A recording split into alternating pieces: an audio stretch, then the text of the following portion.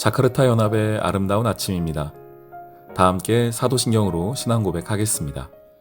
전능하사 천지를 만드신 하나님 아버지를 내가 믿사오며 그 외아들 우리 주 예수 그리스도를 믿사오니 이는 성령으로 잉태하사 동정녀 마리아에게 나시고 본디오 빌라도에게 고난을 받으사 십자가에 못 박혀 죽으시고 장사한 지 사흘 만에 죽은 자 가운데서 다시 살아나시며 하늘에 오르사 전능하신 하나님 우편에 앉아 계시다가 저리로서 산자와 죽은 자를 심판하러 오시리라.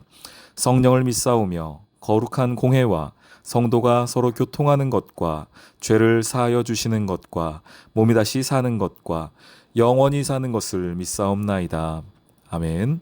내가 이 언약과 맹세를 너희에게만 세우는 것이 아니라 오늘 우리 하나님 여호와 앞에서 우리와 함께 여기 서 있는 자와 오늘 우리와 함께 여기 있지 아니한 자에게까지이니 우리가 애굽 땅에서 살았던 것과 너희가 여러 나라를 통과한 것을 너희가 알며 너희가 또 그들 중에 있는 가증한 것과 목석과 은금의 우상을 보았느니라.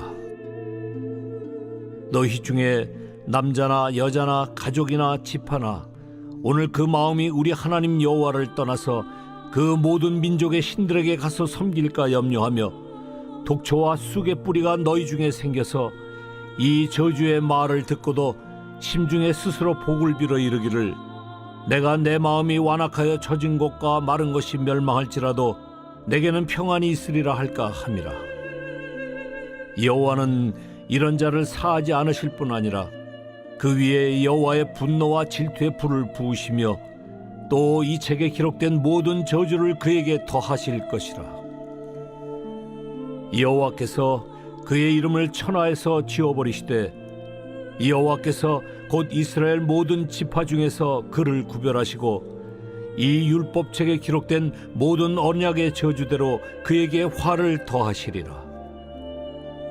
너희 뒤에 일어나는 너희의 자손과 멀리서 오는 객이 그 땅의 재앙과 여호와께서 그 땅에 유행시키시는 질병을 보며 그 온 땅이 유황이 되며 소금이 되며 또 불에 타서 심지도 못하며 결실함도 없으며 거기에는 아무 풀도 나지 아니함이 옛적에 여호와께서 진노와 격분으로 멸하신 소돔과 고모라와 아드마와 스보임의 무너짐과 같음을 보고 물을 것이요 여러 나라 사람들도 묻기를 여호와께서 어찌하여 이 땅에 이같이 행하셨느냐 이같이 크고 맹렬하게 노하심은 무슨 뜻이냐 하면 그때 사람들이 대답하기를 그 무리가 자기 조상의 하나님 여호와께서 그들의 조상을 애굽에서 인도하여 내실 때에 더불어 세우신 언약을 버리고 가서 자기들이 알지도 못하고 여호와께서 그들에게 주시지도 아니한 다른 신들을 따라가서 그들을 섬기고 절한 까닭이라. 이러므로 여호와께서 이 땅에 진노하사 이 책에 기록된 모든 저주대로 재앙을 내리시고 여호와께서 또 진노와 격분과 크게 통한하심으로 그들을 이 땅에서 뽑아내사 다른 나라에 내던지심이 오늘과 같다 하리라. 감추어진 일은 우리 하나님 여호와께 속하였거니와 나타난 일은 영원히 우리와 우리 자손에게 속하였나니 이는 우리에게 이 율법의 모든 말씀을 행하게 하심이니라. 샬롬, 자카르타 연합의 아름다운 아침입니다. 오늘은 신명기 29장 14절로 마지막 절까지의 말씀을 함께 보도록 하겠습니다. 27장, 28장, 29장 계속해서 하나님의 율법, 하나님의 말씀대로 살 때에 주어지는 복, 또한 반대로는 그렇지 못할 때에 얻게 되는 어려운 상황들, 이런 것들을 이제 계속 대비하여 보여줍니다. 이 성경의 이 대비는 매우 확연한 두 가지 그림을 딱 보여주는 거 아니겠습니까? 한쪽으로 가면은 잘 될 것이다, 복 받을 것이다, 한쪽은 저주받을 것이다. 이 두 가지 보여주는 이유가 뭐겠습니까? 잘 선택해라, 이런 표현인가요? 아니죠. 너희가 이 두 가지 중에 제발 이쪽은 선택하지 말아라, 제발 이쪽 길은 가지 말아라, 이 살 길이 남아있으니 너희에게 있으니 제발 이쪽으로 가라 라고 하는 그 사랑의 마음 아니겠습니까? 이게 협박이 아닙니다, 여러분. 이렇게 하면 너희 망한다, 저주받는다, 이렇게 말씀을 받아들이면 안 되고요. 하나님의 사랑의 마음이에요. 이렇게 가면 정말 안 된다, 이렇게 하면 진짜 큰일 난다, 그러니 제발 이 길을 좀 선택해라. 아버지의 마음, 이 아버지 하나님의 마음이, 사랑의 마음이 이 가운데 담겨 있는 것입니다. 오늘 말씀에서도 이제 하나님이 먼저 이런 말씀을 해주세요. 14절에 보시면 내가 이 언약과 맹세를 너희에게만 하는 것이 아니라, 너희는 누구죠? 현재 말씀을 듣고 있는 이스라엘 백성에게만 하는 게 아니라 오늘 우리 하나님 여호와 앞에서 우리와 함께 여기 서 있는 자와 오늘 우리와 함께 여기 있지 아니한 자에게까지니라, 이렇게 말씀해 주세요. 하나님의 말씀은 시간, 공간을 뛰어넘는 것이죠. 하나님이 그런 분이시니까요. 하나님이 시 공간을 초월하여서 어느 곳에나 무소부재하시는 분이시니 하나님의 말씀 역시, 이 언약과 약속 역시 이 출애굽 당시 때, 신명기 때 이스라엘 백성들에게만 유효한 말씀이 아니라 오늘을 살아가는 저와 여러분에게도 여전히 유효하게 하나님이 주시는 메시지라는 겁니다. 그러면서 18절 하반절에 보시면 하나님 여호와를 떠나서 그 모든 민족의 신들에게 가서 섬길까 염려하며, 이 우상 섬기는 걸 하나님 말씀하시는 건데 또 그 얘기예요. 말씀 떠나면 어떻게 되느냐? 우상 섬기게 된다. 목석, 은금 이런 거 가지고 우상 만든다. 여호와를 떠나게 된다 하는데, 이제 그때 무엇이 생기는지 보십시오. 독초와 쑥의 뿌리가 너희 중에 생긴다. 어디에 생기는 겁니까? 이 독초와 쑥의 뿌리 같은 것이요, 우리 마음 중에 생기는 거예요. 이게 생기고 나면은 어떤 일이 생깁니까? 19절.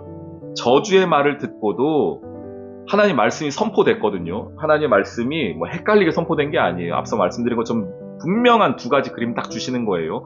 그런데 저주의 말을 듣고도 심중에, 마음에 스스로 이르기를, 복을 빌어 이르기를, 내가 내 마음이 완악하여 젖은 것과 마른 것이 멸망할지라도 내게는 평안이 있으리라 할까? 이게 도대체 무슨 말입니까? 하나님의 말씀이 선포됐는데도 불구하고 자기 스스로 나는 이런 것과는 상관없이 나는 항상 잘 될 거야, 평안할 거야 라고 스스로 생각한다는 겁니다. 얼마나 비참하기도 하고 우습기도 한 인생입니까? 이 얘기는 뭡니까? 하나님의 말씀이 더 이상 그의 귀에 들어오지도 않을 뿐더러, 게다가 그 말씀을 듣는다고 그가 깨닫는다 하더라도 전혀 다르게 말씀을 해석하는 거예요. 어떻게 해석하는 겁니까? 내가 하고 싶은 대로 하는 겁니다.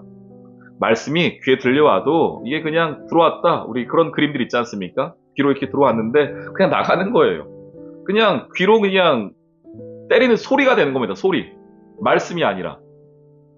그러니 멸망할지라도 너희가 심중에 이런 저주의 말을 들어도 마음에 이르기를 나는 평안하다. 도대체 이게 무슨 일인지 모르겠습니다. 근데 이게 어떤 사람들입니까? 마음에 독초와 쑥의 뿌리가 너희 중에 생겼다. 이렇게 말해요. 그래서 제가 말씀 하나가 좀 생각이 났는데, 히브리서 12장에 보시면은요. 히브리서 12장 15절 말씀에 여러분들 들어보셨을 겁니다. 우리 마음 가운데에 있는 것 하나가 나와요.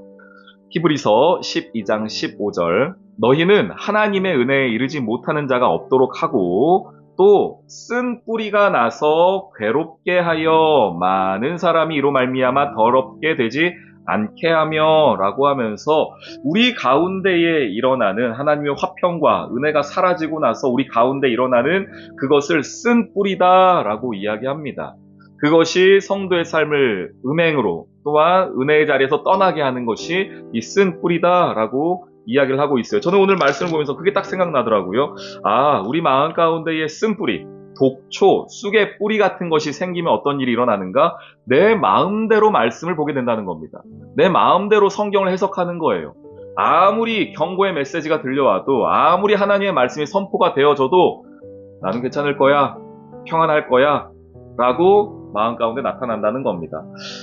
후에요, 이스라엘 백성 가운데에 거짓 선지자들이 많이 나타났습니다. 이사야 때도 마찬가지고 예레미야 때도 마찬가지였어요.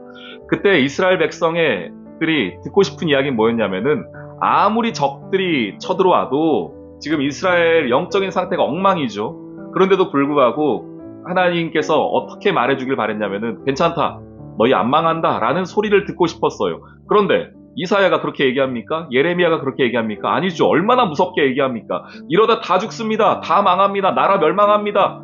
예레미야 눈물을 호소합니다. 이러다 진짜 나라 망합니다. 그런데 그 소리를 사람들이 듣고 싶어 했습니까? 듣지 않죠. 오히려 누구 얘기를 듣습니까? 거짓 선지자들이요. 거짓 선지자들이 와서 뭐라고 말합니까? 여러분, 이렇게 해도 괜찮습니다. 하나님이 다 용서하신답니다. 하나님이 여러분을 구원하신답니다. 여러분의 지금 영적 상태가 그럼에도 불구하고 하나님께서 다 지켜주신답니다. 여러분은 하나님의 언약의 백성입니다. 선민입니다. 은혜의 백성입니다. 이런 소리만 그들이 귀를 기울였습니다. 오늘 딱 이거예요. 마음 가운데에 하나님이 떠나고 나니까 독초, 쑥의 뿌리, 쓴 뿌리만 남고 나니까 아무리 하나님의 말씀이 들려와도 그 말씀이 경고의 메시지가 들려와도 그 얘기를 듣지 않고 무엇만 들려옵니까? 아무리 멸망한다 하더라도 내 가운데 평안이 있을 것이야 라고 스스로 생각한다는 겁니다. 이것을 요즘에 인터넷 용어 중에 그런 표현도 있더라고요. 정신승리 이런 게 있습니다. 현실과는 아주 동떨어져서 그냥 나 혼자 머릿속으로 승리하는 거예요. 실제 환경은 그렇지 않은데. 그러니까 이런 거예요. 전혀 내 마음, 내 상황은 하나님과 정반대에 있고 말씀도 지키지 않고 하는데 속으로 머릿속으로만 그냥 나 승리할 거야, 평안할 거야 라고 말한다는 겁니다. 그게 어떤 사람이 생긴 겁니까? 내 마음에 독초와 쑥의 뿌리 같은 것, 히브리서 말씀에는 쓴 뿌리 같은 것이 생긴 사람들의 특징이라는 겁니다. 이 시간 하나님 앞에 여러분 기도하십시오. 하나님, 내 마음 가운데에 이 독초, 쑥의 뿌리, 쓴 뿌리 좀 제해 주십시오. 하나님 말씀이 들려올 때 그 말씀을 바로 받을 수 있게 해주십시오. 하나님의 경고의 메시지가 들려오면, 회개 메시지가 들려오면 눈물로 회개하게 해주십시오. 나 잘 될 거야. 좋은 일만 있을 거야. 그것이 아니라 내 상황을 통하여, 말씀을 통하여 주님 경고하는 메시지가 있다면 그 메시지 듣고 회개할 수 있는 은혜 주십시오. 내 마음 가운데에 독초와 쑥의 뿌리와 쓴 뿌리를 제하여 달라고 기도할 수 있는 오늘 하루 되시기를 주님의 이름으로 축원합니다. 아멘. 오늘의 기도. 모든 민족에게 새로운 언약 되시는 예수님, 그 은혜로 저를 주의 백성 삼아 주시니 감사합니다. 하나님의 이름이 비어버린 마음에 독초와 쑥의 뿌리, 쓴 뿌리가 생긴다 하셨는데 그로 말미암아 주의 말씀을 대하는 나의 태도가 변하지 않기를 소망합니다. 내가 듣고 싶은 대로, 해석하고 싶은 대로 말씀을 그렇게 보는 어리석은 자가 되지 않게 해주세요. 주님, 제 마음을 붙잡아 주세요. 예수님의 이름으로 기도합니다. 아멘.